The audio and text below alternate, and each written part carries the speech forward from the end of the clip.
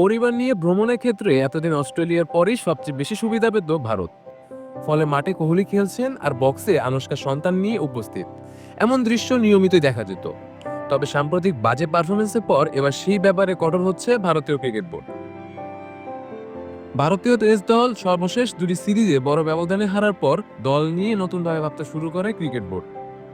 ঘরের মাঠে নিউজিল্যান্ডের কাছে ৩-০ এবং অস্ট্রেলিয়ায় ৩-১ ব্যবধানে সিরিজ হারের প্রেক্ষিতে রোহিত শর্মা, বিরাট কোহলিদের বিষয়ে কঠোর সিদ্ধান্ত নেওয়া হয়েছে।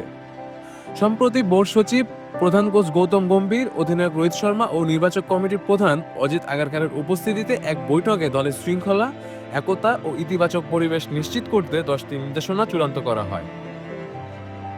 নতুন নিয়ম অনুযায়ী বিদেশ সফরে ৪৫ দিনের বেশি থাকলে খেলোয়াড়রা সঙ্গী বা সন্তানদের সঙ্গে নিতে পারবেন।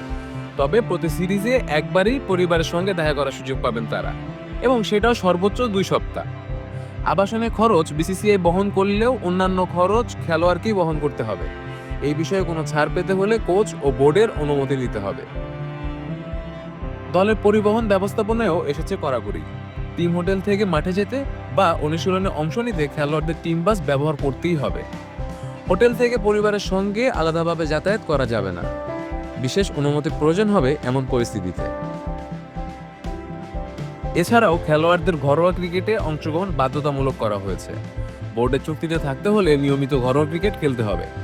সিরিজ চলাকালে বিজ্ঞাপন বা বাণিজ্যিক কার্যক্রমেও অংশ নিতে পারবেন না তারা। অনুশীলনেও সময় মতো উপস্থিত নিশ্চিত করতে হবে।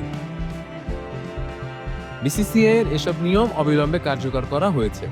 নির্দেশনা অমান্য করলে খেলোয়াড়দের আইপিএল বা ঘরোয়া ক্রিকেট থেকে নিষিদ্ধ করা হতে পারে। এমনকি বেতন থেকেও অর্থ কেটে নেওয়া হবে।